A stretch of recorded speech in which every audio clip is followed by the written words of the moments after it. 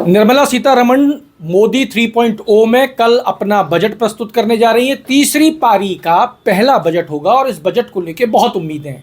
हमने आपकी व्यापारियों से मुलाकात कराई थी। व्यापारियों ने बताया था कि मध्यम वर्ग की बात सुनना बहुत जरूरी हो गया है इस वक्त, और मोदी सरकार की जो सागगिरी है उसको अगर मोदी सरकार को बचाना है तो मध्यम वर्ग को अपने साथ लेके चलना होगा। ये मेरा नहीं, ये उन व्यापारियों का कहना था जिनसे आपकी मुलाकात कराई थी। आज हम आपकी मुलाकात कराने जा रहे हैं महिला विंग से और जानने का प्रयास करेंगे कि निर्मला सीतारमण एक महिला होके इन महिलाओं की बात समझती हैं क्या, ये महिलाएं कितनी उम्मीद रखती हैं निर्मला सीतारमण से कि आने वाले बजट में निर्मला सीतारमण इनकी तरफ कितना ध्यान देंगे। तो शुरुआत करते हैं इनके साथ। मैडम, आपका नाम बता दीजिए। मेरा नाम है डॉक्टर अलका गौर, मैं 40 की प्रेसिडेंट हूँ और बहुत ही गर्व की बात है कि मोदी सरकार के तीसरे कार्यकाल के अंदर निर्मला सीतारमण जी पहली महिलाएं जो 7वीं बार बजट पेश करने जा रही हैं। और इससे पहले जो मोरारजी देसाई है उनको ये वो मिला था, क्रेडिट मिला था।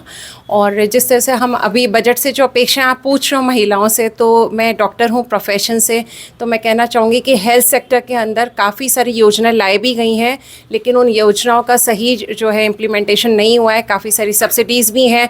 हम देखें, अगर चाहे वो ओरल कैंसर हो, ब्रेस्ट कैंसर हो, सर्वाइकल कैंसर हो, या जन्म देते समय माँ की मृत्यु की दर आज भी वो वहीं है। ग्रामीण क्षेत्रों में आज भी वो उस तरह की सुविधाएं नहीं हैं। डॉक्टर साहब, ग्रामीण इलाकों की आपने बात छेड़ दी, तो एक तो नस है पूरे देश की।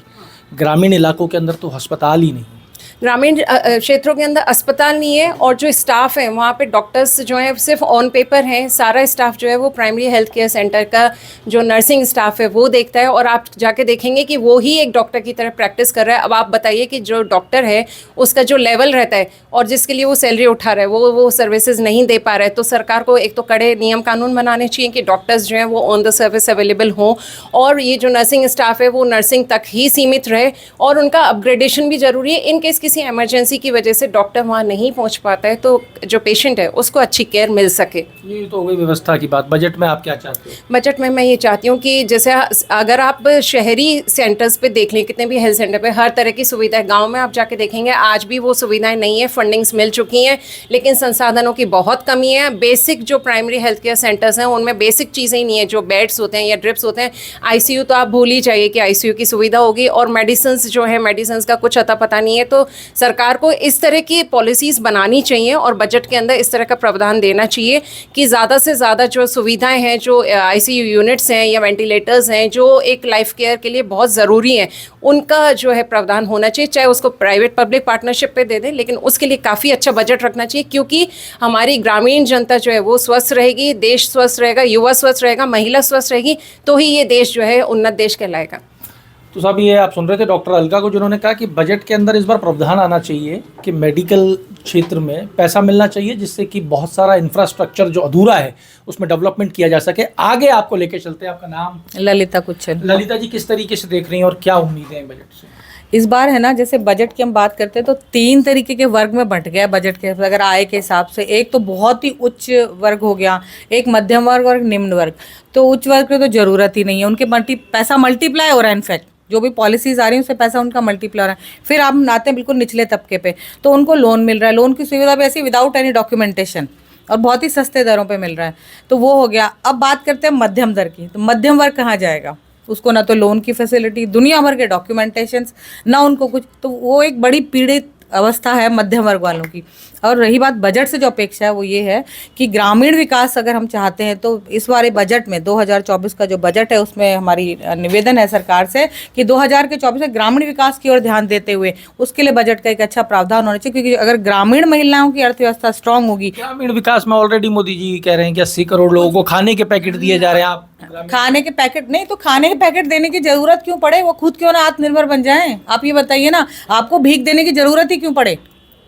क्यों ऐसी अर्थव्यवस्था हमारी? क्या होना चाहिए आपके हिसाब से? नहीं तो अभी जब मैंने वही बोला ना, अगर सबसे पहले अगर किसी देश का किसान होता है ना, वो सशक्त होता है तो उस देश की नींव बड़ी मजबूत होती है। क्योंकि सबसे पहले किसान और ये जो हमारी भूमि, अब किसान ग्रामीण महिलाओं को आप आगे लाओ ना, छोटे छोटे काम कर रही है, उनको बाजारी उपलब्ध नहीं है, तो आप ऐसा कीजिए ना कि ग्रामीण महिलाओं की इतनी मजबूती आ जाए, इतनी आत्मनिर्भर हो कि वो हमारी अर्थव्यवस्था की रीढ़ की हड्डी की तरह साबित हो। क्योंकि जो ग्रामीण भारत है हमारा, उसका एमएसएमई और एसएमई में पूंजी की बहुत कमी है, और बिना पैसे के कुछ नहीं होता। तो पैसा कहाँ से आएगा? यही बजट से तो ये निकालेंगे ना। तो ग्रामीण क्षेत्र को अगर आगे बढ़े तो वहाँ की एमएसएमई और एसएमई को इस वाले बजट में अच्छी एक पूंजी का वो मिलना चाहिए बजट उनको, ताकि वो ज़्यादा से ज़्यादा ग्रामीण उनको आगे लेके आ सकें। क्योंकि ललिता जी ने यहाँ पे एक बड़ी बात कह दी है। ललिता जी ने कहा है कि महिला सिर्फ आधी आबादी और वोट बैंक नहीं है आधा, महिला रीढ़ की हड्डी साबित हो सकती है अर्थव्यवस्था के लिए। क्या नाम आपका और किस तरीके से आप देखते मैं कुसुम विजय। मेरे हिसाब से महिलाओं के लिए एजुकेशन सिस्टम पॉलिसी चेंज होनी चाहिए। एजुकेशन सिस्टम बहुत महंगा है। हाई एजुकेशन के लिए ज़्यादातर महिलाएं बाहर जाना प्रेफर करती हैं। इंडिया में लाइक स्कॉलरशिप मिलनी चाहिए उनको। और बात करें ग्रामीण क्षेत्रों की, तो ग्रामीण में जैसे लड़कियां पढ़ना चाहती हैं, शहरों में आना चाहती हैं, पर उनके लिए कन्वेंस की प्रॉब्लम है, तो इस चक्कर में वो शहरों में नहीं आ सकती हैं। तो इसके लिए भी थोड़ा आप क्या चाहते हो कि ग्रामीण इलाके में भी बच्चियों को सुविधा मिले, वहाँ पे भी स्कॉलरशिप मिले? बच्चियों की पढ़ाई बिल्कुल आप फ्री चाहती हो? फ्री तो नहीं चाहती हूँ, बट उनको सुविधाएं मिलें जिससे वो शहरों में आके अपनी पढ़ाई आगे बढ़ा पढ़ाई सकें। आगे कर सकें। और कुछ आपकी उम्मीद इस बजट में? एजुकेशन से तो अभी यही है। एजुकेशन से। और बच्चियों को लेके आपने बच्चियों की एक बात उठाई है इस बजट के अंदर, बच्चियों के भविष्य को और कैसे सुरक्षित किया जा सकता है? क्या कर सकती है वित्त मंत्री के बच्चियों का भविष्य और सुरक्षित किया जा सके? एक तो थोड़ा सिक्योरिटी हो जाए गर्ल्स के लिए, तो उनसे ये कहीं भी बाहर जाएं तो लाइक पेरेंट्स को इतनी चिंता ना हो उनके लिए। चलिए जी, आगे बढ़ते हैं। आपका नाम? सीए अनुज्ञा मेहरवाल। अरे आप तो चार्टेड अकाउंटेंट हैं, आपसे तो बजट की और बहुत सारी बात की जा सकती है। तो आप ही बता दीजिए क्या उम्मीद है? मैं एक बिज़नेस ओनर भी हूँ, बिज़नेस रन करती हूँ, तो उसी के साथ में मैं बजट से मेरी ये उम्मीद है कि जो मैं करंटली हम फेस करते हैं कि हमें अगर बिज़नेस को एक्सपैंड करना है या कोई वुमेन को बिज़नेस नया खड़ा करना है खुद के दम पे, तो उसके पास कैपिटल की बहुत कमी होती है। अब कैपिटल की कमी के चक्कर में वो आगे कैपिटल तो मैडम आदमियों के पास भी नहीं है। नहीं, पर आदमियों के पास ऑप्शंस बहुत होते हैं। आज एक वुमेन घर में रहती है, वो कहाँ से कैपिटल लेके आएगी? वो गवर्नमेंट से मांग सकती है लोन्स, बट अब लोन्स की अगर बात करी जाए तो लोन में इंटरेस्ट अगर वुमेन को स्पेशली कम दर पे प्राप्त हो तो इजीली उनको लोन्स मिल के वो अपना बिजनेस खड़ा कर सकती है। प्लस महिलाओं के लिए वैसे भी बहुत कुछ किया गया है। पिछले 10 सालों को अगर हम देखते हैं तो महिलाओं के लिए आसान किया गया है, महिलाओं को माना गया है कि बराबर का अधिकार देने की बात की गई है। आपको नहीं लगता ये सब काफ़ी है? बिल्कुल, आपकी ये बात बिल्कुल सही है कि बहुत पॉलिसीज़ होंगी, बट क्या उसकी इन्फॉर्मेशन और नॉलेज महिलाओं को है? क्या उन लोगों को ये नॉलेज है कि गवर्नमेंट उनको ये परोस कर देती है? उनको ये पता ही नहीं होता कि वो ये सब कर सकती है। तो मेरा सब आसान शब्दों में बात करें, आसान आप शब्दों महिलाओं में- के लिए क्या चाहते हैं? मैं ये चाहती हूँ कि आपको अवेयरनेस कैंप्स भी लगाने चाहिए। आपने पॉलिसीज़ निकाल लिया, बजट में आपने एक बजट दे दिया वुमेन को, बट उनको ये बताओ तो सही। आप जैसे आप मुझसे आसान भाषा में मांग रहे हैं, वैसे ही नॉर्मल जनता वुमेन जो है उनको आसान भाषा में ये पता होना चाहिए कि उनके पास क्या क्या राइट्स अवेलेबल है जो हर बजट में गवर्नमेंट उनको दे और रही है। क्या उनके लिए किया जा सकता है ये बताइए इस बजट में। इस बजट में यही है कि अगर मैं वुमेन एंटरप्रेन्योर्स की बात करूं, हम बात करते हैं इक्वालिटी की, हमें कि वुमेन आज 50% अगर सोसाइटी में अपने इकोनॉमी में वुमेन है, तो वैसे ही वुमेन एम्पावरमेंट जब ही होगा जब उनको एग्जैक्ट राइट्स उनके मिले जाएंगे। तो मैं यही बोलना चाहती हूँ कि लोन और एजुकेशन और अवेयरनेस पे बहुत काम किया जाए। गवर्नमेंट अपनी तरफ से पूरा कोशिश करती है कि वुमेन्स के लिए कुछ निकाला जाए, पर उनको अवेयरनेस जब तक नहीं होगी उसका कोई फ़ायदा ही नहीं है। आप चाहते हो अवेयरनेस के ऊपर काम किया जाए? जी, आपका नाम है? मैं सारिका, और मैं मध्यम वर्ग के ओर से बोलना चाहूँगी, क्योंकि उनके पास जो लिमिटेड जो जॉब कर रहे हैं या अपना रोज़मर्रा का खर्चा चला रहे हैं, तो उन लोगों के पास इतना वेतन नहीं आता है पर्याप्त कि वो अपना घर खर्चा चला पाए। और उनका जो घर खर्चा चलाना इसलिए मुश्किल है, खाना पीना महंगा है, सिलेंडर महंगे हैं, उस पर सब किस्तें चुकानी है, किस्तें महीने की चुकानी, अगर होम लोन है तो वो चुकाना उनके लिए इतना मुश्किल है कि वो अगर इन सब खर्चों को देखें तो उनके पास कुछ भी नहीं बचता और वो कर्जे में डूबता जाता है। तो उनके लिए सबसे बड़ी बात यह है कि सबसे पहले या तो उनका वेतन बढ़ाया जाए, या होम लोन है या जो दूसरे टैक्सेस है उनकी दरों को कम किया जाए, ताकि वो थोड़ा सा अपने लिए पैसा बचा सके, जुटा सके। और जो स्कूल में बच्चे पढ़ रहे हैं, क्योंकि स्कूल की जो फ़ीस है वो भी काफ़ी ज़्यादा है, तो अगर वो एक बच्चे को स्कूल में पढ़ाते हैं 30, 40, 50 हज़ार का खर्चा होता है, अगर वो 2 बच्चों को पढ़ाए तो उनके लिए वो पॉसिबल ही नहीं है। तो सबसे पहले जो स्कूल की फ़ीस है, या तो उन्हें उनमें रियायत मिले कि मध्यम वर्ग के लोगों को कुछ उनका जो लिमिटेड है उस पर कुछ छूट मिल करके उनका एडमिशन अच्छे स्कूलों में हो सकता है, क्योंकि अगर वो पढ़ नहीं पाएंगे तो आगे बढ़ नहीं पाएंगे। और जो टेक्नोलॉजी नई आ रही है तो उनके बारे में उनको पता होना चाहिए, क्योंकि बच्चों को इनके बारे में नहीं पता होता है। तो गवर्नमेंट से हम ये चाहते हैं कि कोई भी व्यवसाय कर रही है अगर महिला, तो उनको सबसे पहले प्रशिक्षित किया जाए कि ऑनलाइन किस तरह से हम चेक कर सकते हैं, या हम फॉर्म को भर सकते हैं, या किसी में रियायत मिल रही है तो हम उसको चेक करके अवेल कर सकते हैं। तो ये सबसे बड़ी बात है कि पहले प्रशिक्षित करना, मध्यम वर्ग लोगों को इनकम टैक्स से जो भी मतलब रियायत है उनमें छूट मिले ताकि वो उनका गुजारा इजीली चला सकें। जी, आपका नाम? जी, मैं CMA Purnima Goyal and budget से सबको बहुत सारी उम्मीदें हैं, लेकिन मैं आप पिछले अगर 2 साल से अगर आप 10 साल 2 टेन्योर 2 टेन्योर यस, लेकिन आपने अगर जब पहले लोगों से बात की होगी, मैं खास करके पिछले 2-3 सालों की बात कर रही हूँ, आपने किसी को पूछा होगा कि बजट में क्या था, तो लोग बोलेंगे कुछ भी नहीं था।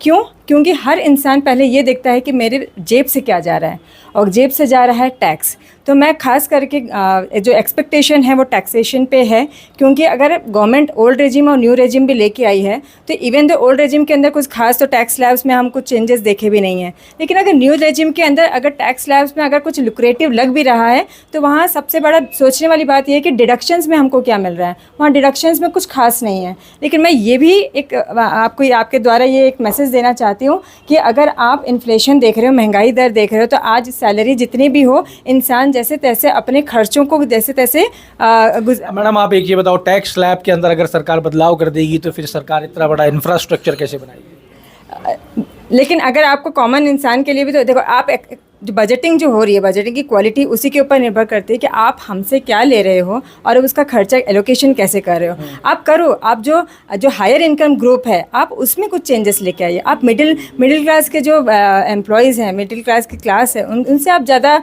अगर जितना उनको निचोड़ोगे फिर वो गिव अप कर देंगे। वो 10 साल में रस निकल चुका है मतलब मिडिल क्लास का। आप देखिए, आप छोड़ने के लिए बचा नहीं है। आप बिल्कुल आप मिडिल क्लास में जाके आप बात कीजिए उनके साथ और देखिए कि वो अपना दिनचर्या और अपने खर्चे किस तरीके से कितनी मुश्किलों से निकाल रहे हैं वो। और इन्वेस्टमेंट तो आप भूल ही जाइए। हम जब सोचते हैं हम अपने फ्यूचर को, मतलब बचत, जो किसी जमाने में हमारे बड़े किया करते थे। बचत तो हो गया, सेविंग। इन्वेस्टमेंट तो हो गया कि आप पैसा बढ़ाना या हाँ बिल्कुल इन्फ्लेशन को बीट करता हुआ रिटर्न लाए, वो होता है इन्वेस्टमेंट। तो इंसान यहाँ पर सेविंग्स ही नहीं कर पा रहा है, वो इन्वेस्टमेंट तक कहाँ सोच पाएगा, फ्यूचर कैसे सिक्योर कर पाएगा। ठीक बात। क्या नाम है आपका? वर्तिका जैन। वर्तिका जी, क्या लगता है क्या होना चाहिए बजट में?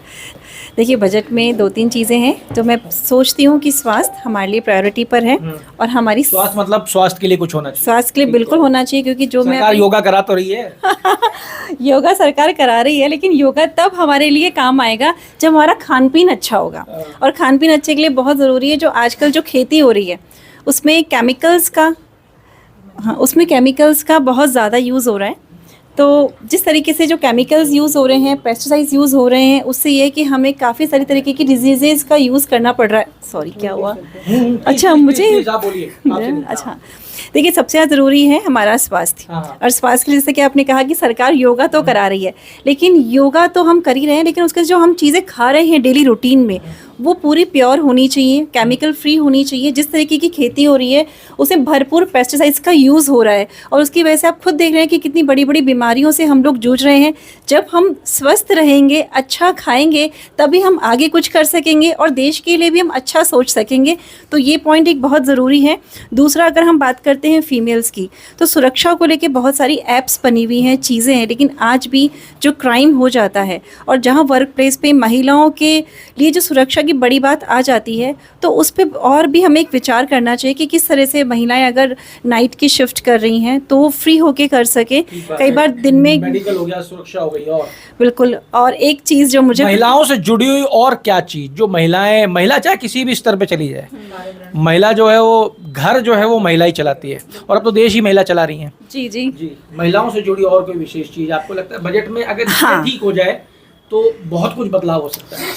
महिलाओं के लिए जो सबसे ज़्यादा ज़रूरी है, उनको एजुकेट करना सही तरीके से। मतलब अगर महिलाएं एक पद पे जा रही हैं तो उनका ब्रेनी होना बहुत ज़रूरी है, एक लेवल से ऊंचे उठ के वो सोच सकें, क्योंकि उनकी सोच अगर उनकी सकारात्मक हो जाएगी ना, तो उस पॉइंट पे देश बहुत जल्दी से विकास करेगा। तो सब हमारे अंदर के विचार हो गए। इसमें निर्मला सीतारमण क्या मदद कर सकती हैं? आप कुछ और जोड़ना चाह रही थी? जी, मुझे तो लगता है कि अगर ये चीज़ हो जाएगा तो शायद सारी महिलाओं के लिए वो एक टैक्स गिफ्ट हो जाएगा गवर्नमेंट। टैक्स जो है उसको स्लैब्स, मुझे लगता है जी जैसे शेड्यूल 6 के अंदर we have different types of deductions. मुझे लगता है एक डिडक्शन जो होता है वो वुमेन एंटरप्रेन्योर के लिए इंट्रोड्यूस होना चाहिए कि अगर कोई महिला अगर एंटरप्रेन्योर है और तो एक डिडक्शन पर्टिकुलर अमाउंट का अगर वहाँ इंट्रोड्यूस कर देते हैं तो यहाँ महिलाएं बिजनेस में एंटरप्रेन्योर बनने के लिए एक इनिशिएटिव लेंगी। चलिए साहब, अगर टैक्स ले में बहुत कुछ। हाँ जी, आप और डॉक्टर साहब कुछ ऐड करना चाह रहे हाँ, हैं? मैं ये कहना चाह रही थी कि एक तो जो पेट्रोल और डीजल है, देखिए उसमें केंद्र में अलग रेट्स हैं, आयो आप नस पकड़ने पे हैं। हर स्टेट वाइज पेट्रोल डीजल की रेट्स अलग हैं, तो उसके ऊपर बहुत ज़्यादा संज्ञान लेने की ज़रूरत है। क्योंकि क्या होता है कि आजकल कोई भी प्राइवेट व्हीकल लेकर ही जाता है, रीज़न कि इंफ्रास्ट्रक्चर इतना डेवलप है नहीं, तो आप ट्रैफिक जाम में फंस जाते हो। तो अगर यदि इनके ऊपर वेट जो है उसके ऊपर मॉनिटरिंग की जाए तो आई थिंक उसकी वजह से काफ़ी आराम मिल सकता है। प्लस एक मैं पॉइंट जोड़ना चाहूँगी कि महिलाओं को ज़्यादा से ज़्यादा बैंकिंग की नॉलेज हो, और क्योंकि महिला जो व्यापारी हैं वो सबसे आपको कपड़े की इंडस्ट्री में मिलेंगी, तो उसमें हमें एग्जाम्पशन देना चाहिए। और टूरिज्म, जैसे राजस्थान टूरिज्म का हब है, तो केंद्र में बजट में स्पेशली इसको अकाउंटेबिलिटी में लेना चाहिए कि टूरिज्म जो है उस पर बहुत ज़्यादा काम होना चाहिए। क्योंकि कोविड के अंदर केंद्र सरकार ने ये अनाउंस किया था जितने भी हेरिटेज हवेलीज़ हैं